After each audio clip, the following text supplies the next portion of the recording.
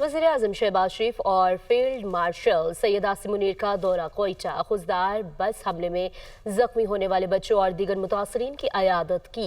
वज़ीर आला बलोचिस्तान सरफराज बुगटी और कोर कमांडर कोयटा ने हमले से मुतालिक ब्रीफिंग दी। हमले में 3 मासूम बच्चों और 2 फौजी जवानों ने जामे शहादत नोश किया। 39 बच्चों समेत 53 अफराद जख्मी हुए, जबकि 8 की हालत तशवीशनाक है।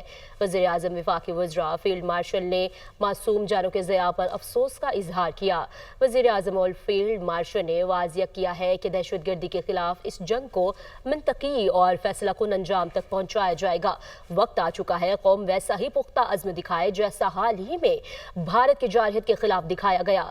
वज़ीर-ए-आज़म ऑफिस के एलामिया में कहा गया है कि बुज़दिलाना दहशतगर्दी के वाक़े में मासूम बच्चों की स्कूल बस को निशाना बनाया गया। घिनौने हमले के पीछे भारतीय हिमायत याफ्ता एजेंट फितनाल हिंदुस्तान का हाथ है। दुनिया भारत को अब खित्ते में अदम इस्तेकाम के मरकज के तौर पर जानने लगी है।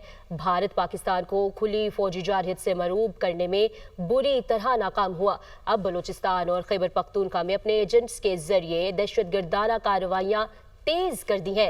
पाकिस्तान को गैर मुस्तहकम करने की नाकाम कोशिश के तौर पर आम शहर को निशाना बनाया जा रहा है। भारत खुद दहशतगर्दी का असल मुजरिम है, लेकिन खुद को मजलूम जाहिर करता है। दुनिया के सामने भारत का फरेब बेनकाब कर दिया जाएगा। मलविस अनासिर का पीछा